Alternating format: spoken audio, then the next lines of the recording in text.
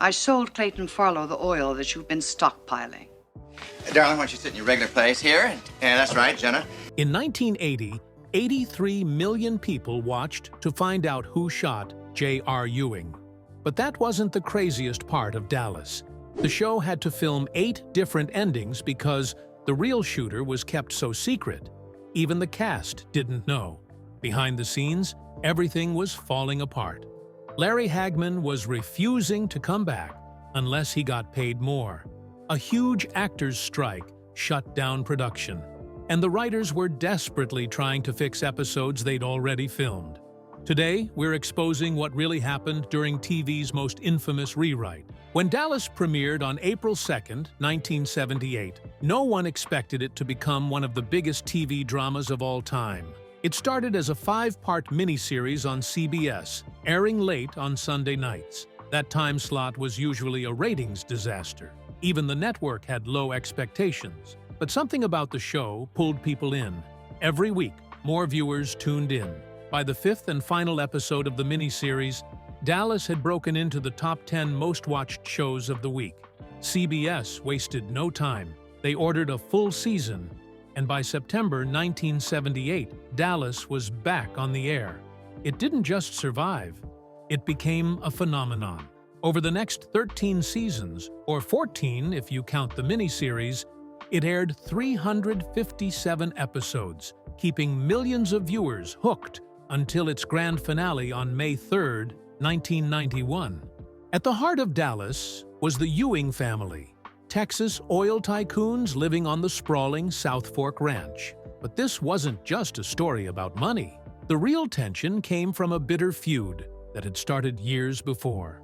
Jock Ewing had built his fortune with a former business partner named Digger Barnes. Somewhere along the way, their friendship had turned into a rivalry. By the time Dallas began, that bad blood had spilled over into the next generation. Jock's son, Bobby, fell in love with Pamela Barnes, Digger's daughter. The Ewings hated the Barneses. The Barneses hated the Ewings. It was a love story doomed from the start, like a modern-day Romeo and Juliet. But here's the thing. Dallas almost never happened. Its creator, David Jacobs, had pitched a completely different show. He wanted to make Knots Landing, a drama about middle-class families living in a quiet California cul-de-sac. CBS turned it down. They wanted something bigger. They wanted a saga. Jacobs reworked his idea, adding family feuds, wealth, and power struggles. That's when Dallas was born. Even the name wasn't set in stone. Jacobs originally planned to call the show Houston, since Houston was the real heart of the oil industry. But Michael Filerman, a TV executive, thought Dallas had a stronger, more dramatic ring to it. That small change turned out to be huge. Over time, Dallas became a name that symbolized wealth, power, and betrayal. If the show had been called Houston, who knows if it would have had the same impact? One of the most unforgettable things about Dallas was Southfork Ranch, the Ewing family's iconic home. But Southfork wasn't just a TV set. It was real. The ranch had been built in 1970 by a man named Joe Duncan. It sat on 200 acres of Texas land, about 25 miles north of Dallas. In 1978, Lorimar Productions chose it for the show because it had the perfect look. There was just one problem. The Duncan family still lived there. For years, they allowed the production crew to film exterior shots on the property while they continued living in the house. But as Dallas became a massive hit, Southfork turned into a tourist attraction. Fans started showing up, hoping to catch a glimpse of the Ewing home. It got to the point where the Duncans couldn't live there in peace anymore. In 1985, they finally moved out, and Southfork became a full-time event venue and tourist destination. Even though the show's interior scenes were filmed on studio sets in California, Southfork remained a key part of Dallas until 1989. When the reunion movies J.R. Returns, 1996, and War of the Ewings, 1998, were made, the crew returned to Southfork to film. Larry Hagman was the last person anyone expected to play a ruthless oil tycoon. Before Dallas, He was best known for making people laugh as Major Tony Nelson in I Dream of Jeannie. He had spent years in comedy, so the idea of him becoming one of TV's most cunning villains seemed impossible.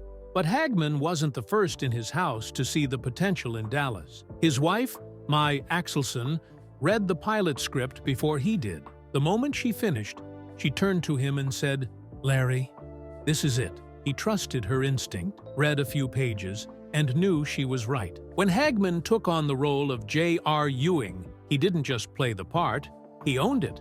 He based the character on a boss he once worked for at Antelope Tool and Supply Company, and a role he had played in Stardust. J.R. was supposed to be a side character, but Hagman turned him into the show's main attraction. He made J.R. charming, ruthless, and impossible to ignore. The role reached legendary status in 1980, with one of TV's greatest cliffhangers, Who Shot J.R.? The mystery took over pop culture. People everywhere debated who the shooter was. When the answer was finally revealed, more than 100 million viewers tuned in, making it one of the most watched TV episodes of all time.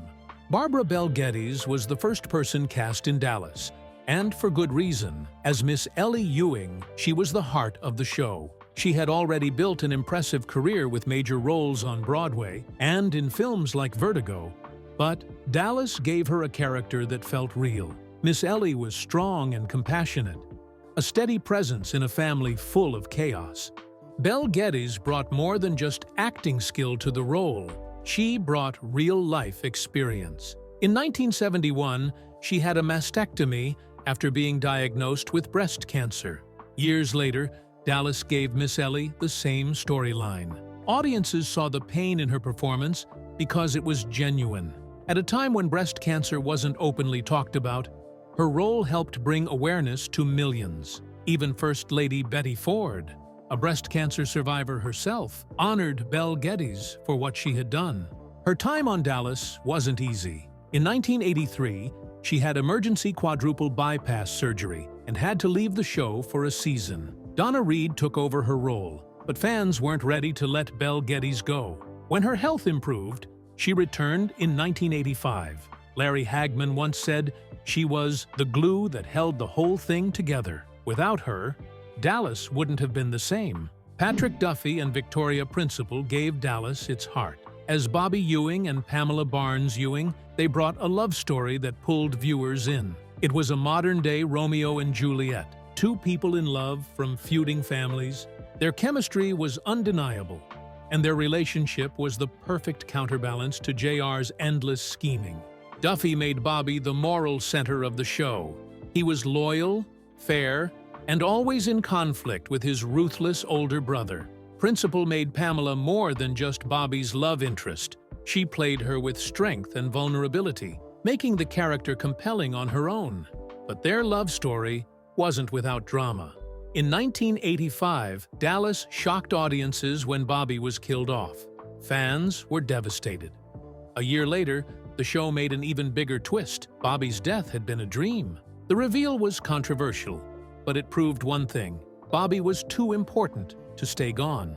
When Dallas premiered on April 2, 1978, no one expected it to last. It was meant to be a short 5-part miniseries airing late on a Sunday night, a time slot where shows usually struggled.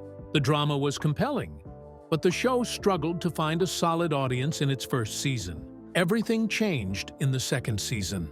CBS moved the show to Friday nights at 10 p.m., and suddenly, more people were watching. But it wasn't just the time slot that made a difference. The show's focus started shifting. Instead of centering on Bobby and Pamela's romance, Dallas leaned into the ruthless world of big business and family betrayal. And at the heart of it all was J.R. Ewing. J.R. wasn't supposed to be the main character, but Larry Hagman played him so perfectly that audiences couldn't get enough. He was charming and ruthless, the kind of man who could smile while stabbing you in the back. He lied, cheated, and manipulated everyone around him, but he was so entertaining that viewers loved to watch him do it. His schemes became the driving force of the show, turning Dallas into must-see television. The timing couldn't have been better. The late 1970s were tough for many Americans. Inflation was high, jobs were uncertain, and families were cutting back on spending. People were staying home more, and television became an escape. Dallas gave them everything they wanted: power struggles, shocking betrayals, and larger-than-life characters. The storytelling was different from other shows at the time. Instead of wrapping up conflicts in a single episode, Dallas kept audiences hooked with ongoing storylines that left them eager for the next episode. By the third season, Dallas was one of the most popular shows on television, but it was the season finale on March 21st, 1980, that changed everything. That night, millions of viewers watched as J.R. Ewing was shot by an unknown attacker. Then the episode ended. No answers, no clues, just months of waiting. The mystery of who shot J.R. became the biggest television event of its time. Newspapers ran headlines about it. People wore T-shirts asking the question. Even politicians joked about it during speeches. When the answer was finally revealed in November, more than 83 million Americans tuned in. It was one of the highest-rated episodes in TV history. By then, Dallas had become more than just a hit show. It was a worldwide sensation. It aired in over 130 countries, introducing millions of viewers to the high-stakes world of the Ewings. For some, it was a look into the wealth and power of American oil tycoons. For others, it was a glimpse into a life they could only dream of. In communist Romania, dictator Nicolae Ceausescu originally banned Dallas, fearing it glorified capitalism.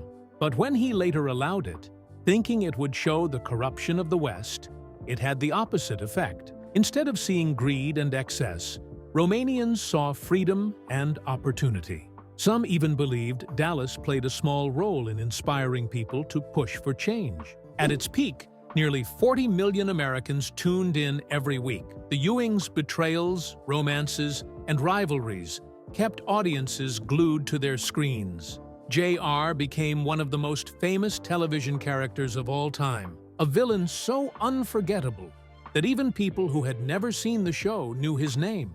When Dallas aired its third season finale in 1980, television changed forever. The episode, A House Divided, ended with J.R. Ewing being shot by an unknown attacker. No warning, no clues, just a gunshot that left one of TV's most powerful characters bleeding on the floor. Then the screen faded to black. For 8 long months, nobody knew who pulled the trigger. The mystery spread like wildfire. People everywhere were asking the same question: who shot J.R.? It wasn't just a TV cliffhanger, it was a worldwide obsession. The phrase showed up on T-shirts, billboards, and even in political campaigns. During the 1980 U.S. presidential election, some Republicans joked that Democrats had shot J.R. Even Saturday Night Live joined in, proving that this wasn't just a television moment, it was a cultural phenomenon. At the time, most season finales gave audiences closure. They wrapped up loose ends so viewers could move on until the next season. Dallas did the opposite. It left millions of people hanging, turning a single gunshot into one of the biggest mysteries in television history. Nobody had ever seen anything like it. But the biggest proof of Dallas's power wasn't even in television. It was in politics. The 1980 U.S. presidential debates had been scheduled to air at the same time as Who Done It? But networks knew they couldn't compete. They delayed the debates, afraid that more people would rather watch Dallas than tune in to a real-world election. Think about that. A scripted drama had more influence than a presidential debate. Larry Hagman was already a big deal on Dallas, but after J.R. Ewing got shot in 1980, he became the most talked-about man on television. The episode, A House Divided, left millions of people desperate for answers. Who pulled the trigger? The mystery took over pop culture. Fans speculated, magazines ran theories, news stations covered it like a real crime. Hagman knew exactly what this moment meant for his career. He wasn't just playing a character anymore. He was the show, and he wasn't about to let that go to waste. At the time, he was making good money, but nowhere near what he deserved. The show was a massive success, yet he was earning far less than its true worth. So when the summer break came, he made a bold decision. He refused to come back unless the studio gave him a big raise. The producers panicked. Without JR, there was no Dallas, but they weren't ready to give in. While all of this was happening, Hagman flew to London with his family. He called it a vacation, but it was really a strategic move. Everywhere he went, crowds swarmed him. Paparazzi followed. His face was everywhere. He made sure the studio saw it too. He was proving a point. He wasn't just an actor on a hit show. He was an international superstar. Back in the US, the executives had no choice. The show couldn't afford to lose him, and they knew it. After weeks of tense negotiations, they gave in. His salary jumped to $75,000 per episode, one of the highest paychecks in television at the time. He had won. But Hagman's contract battle wasn't the only problem behind the scenes. The producers had another challenge: keeping JR's shooter a secret. This wasn't just any plot twist. It was the biggest TV mystery of the decade. If the answer leaked, it could ruin everything. To stop that from happening, they came up with a clever plan. They filmed multiple endings. Sue Ellen, Cliff Barnes, and several others were all recorded pulling the trigger. Even the actors had no idea which version was real. The secrecy was intense. At one point, Hagman was offered £100,000 by a British tabloid to reveal the shooter's identity. The funny thing was, he didn't actually know. No one did. And yet, Dallas wasn't just dealing with Hagman's contract battle or the secrecy around the reveal. That summer, Hollywood was hit by the Screen Actors Guild strike. Productions shut down, filming stalled. The new season was delayed. This only made fans more desperate for answers. The extra time also gave the writers a chance to refine the script, making sure the payoff was worth the wait. Over the next few months, the writers explored different possibilities. They needed an answer that would shock people but also make sense. In the end, they chose Kristen Shepherd, JR's mistress and sister-in-law. Her character had been pushed to the edge. She was desperate, angry, and had a clear motive. But now, the show had a new challenge. They had to make it look like this had been the plan all along. Earlier episodes had already been filmed, so they needed adjustments. Writers went back and made sure Kristen's frustration with JR stood out more. They edited dialogue, reworked scenes, and placed subtle hints without making it too obvious. Other suspects, like JR's wife, Sue Ellen, still had to seem believable. The mystery had to feel real until the last moment. The secrecy around the reveal was so intense that even some crew members were left in the dark. Only a few people knew the truth until the final cut of the episode Who Done It was ready. When it aired in November 1980, 83 million people tuned in. It became one of the biggest television events of all time. The impact of that one moment stretched far beyond Dallas. It changed the way television worked. Before JR got shot, cliffhangers weren't a major part of TV storytelling. But after Dallas, everything changed. Writers saw how much suspense could pull people in, and they started using it more. Shows like Lost, Breaking Bad, and Game of Thrones followed the same formula, ending seasons on a major question that kept viewers waiting. Even animated series like The Simpsons paid tribute with their own version, Who Shot Mr. Burns? By the late 1980s, Dallas was losing its grip on audiences. For years, it had been a powerhouse, pulling in millions of viewers with its mix of power struggles, family drama, and shocking twists. But over time, something changed. The stories started to feel the same. Betrayals, affairs, business feuds, it was all still there, but the excitement was fading. Viewers had seen it all before. At the same time, new competition was taking over. ABC's Dynasty had a similar mix of wealth and scandal, but felt fresher. By the 1984-85 season, it actually passed Dallas in the ratings. That was just the beginning. In 1985, The Cosby Show took over television completely. Audiences were moving away from heavy drama and turning to comedy and family-focused shows. That year, The Cosby Show had a massive 26.9 rating. Dallas had dropped to 24.5. It was still popular, but the numbers were slipping. Then came the moment that changed everything. The dream season. Patrick Duffy, who played Bobby Ewing, had decided to leave the show. So, in the season 8 finale, Bobby was killed in a dramatic car accident. Fans were shocked. His death had weight. It was real. But without Bobby, the show struggled. Ratings fell. The producers panicked. They wanted Duffy back, and they were willing to do anything to make it happen. So at the end of season 9, Dallas delivered one of the most infamous twists in TV history. Pam, Bobby's ex-wife, wakes up, walks into the bathroom, and finds Bobby standing in the shower. He was alive, not injured, not rescued, just there. The entire season had been a dream. Fans were furious. A full year of storylines had been erased in seconds. Nothing that had happened actually mattered. If the writers could undo something this big, what else could they change? The show had always been known for its twists, but this time it had gone too far. Behind the scenes, the secrecy around Bobby's return made things even more chaotic. The shower scene was filmed separately. Most of the cast had no idea he was coming back.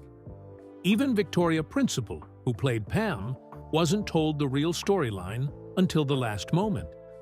When the episode aired, it was one of the most talked-about moments in television history, but for all the wrong reasons. Instead of saving Dallas, it became a sign of its downfall. By the time the show reached its final episode in 1991, it had lost most of its power. The finale, called Conundrum, tried to go out on a big moment. It followed J.R. Ewing, the show's most iconic character, as he was shown what life would have been like if he had never existed. In the final scene, he stood in front of a mirror, holding a gun.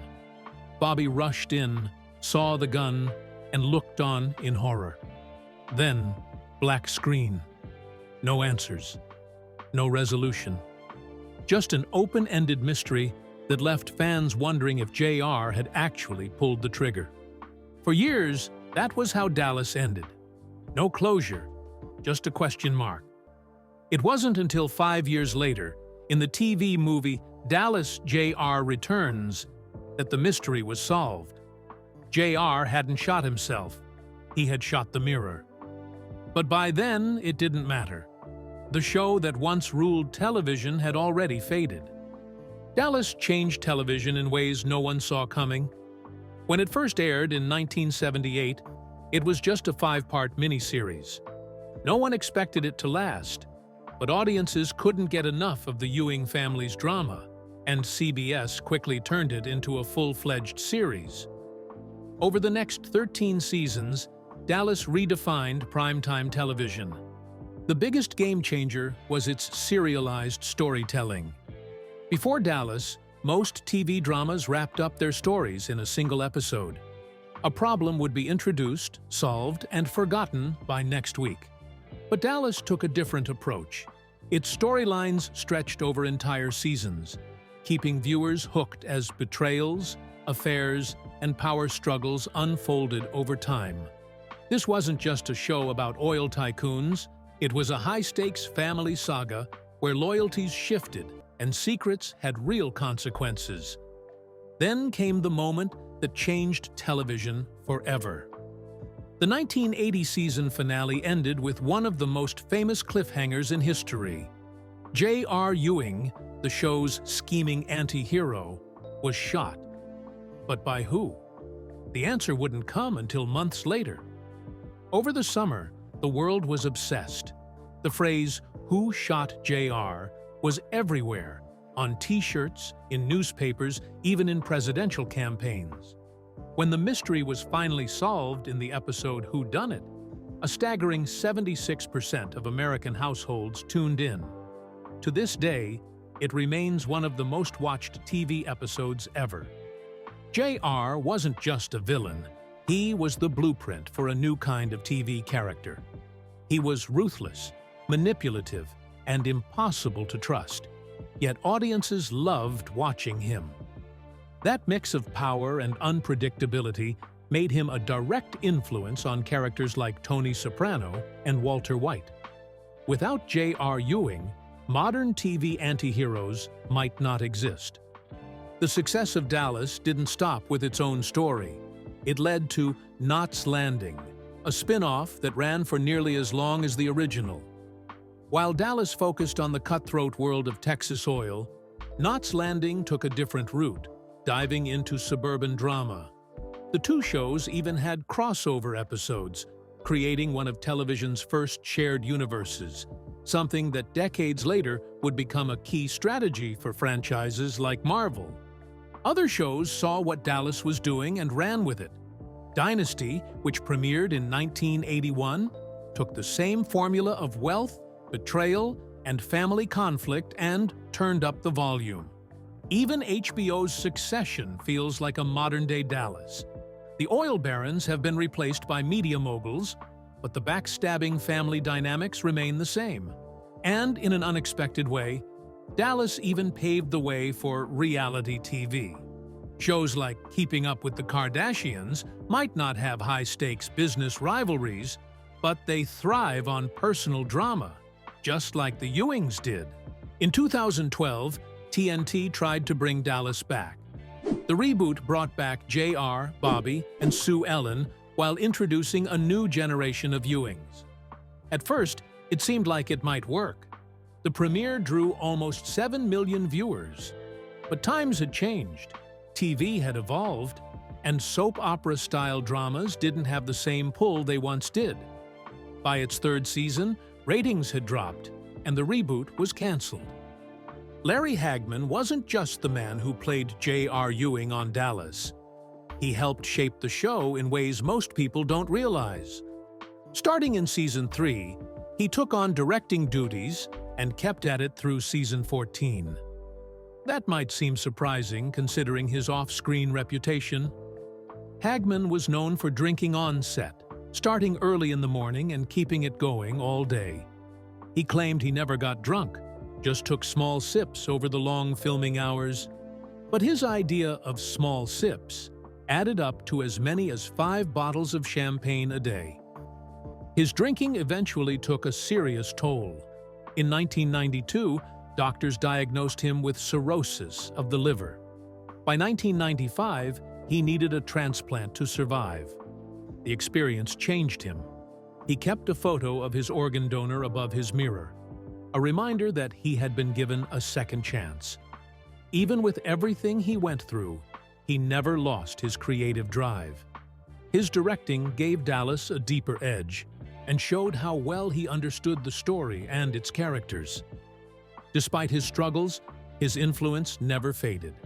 Dallas lasted 14 seasons and became one of the biggest shows of all time. Hagman was at the center of it all, proving that even in the middle of personal chaos, creativity could still shine. Southfork Ranch wasn't just a backdrop for the show. It became a landmark. Since Dallas first aired on April 2, 1978, millions have visited. The ranch wasn't originally built for TV. Joe and Natalie Duncan designed it as a private home in 1970. But when Lorimar Productions saw it, they knew it was perfect. For years, crews filmed exterior shots there, while interior scenes were recreated in studios. Even after regular filming ended in 1989, Southfork stayed connected to Dallas. It made a comeback for reunion specials like JR Returns in 1996 and War of the Ewings in 1998. Today, Southfork is a major tourist attraction in Parker, Texas. Visitors can walk through the famous Ewing mansion and see memorabilia from the show. Lucy's wedding dress, the gun from the Who Shot JR mystery, and other iconic pieces are all on display. But the experience goes beyond just looking at old props. Southfork offers horseback rides, overnight stays in the mansion, and even chuckwagon dinners under the open sky. It's more than just a piece of TV history. Southfork has become one of Texas's top event venues, with over 63,000 square feet of space and 9 ballrooms. It hosts more than 1,400 events a year, from corporate gatherings to festivals like Texas's tribute to Elvis.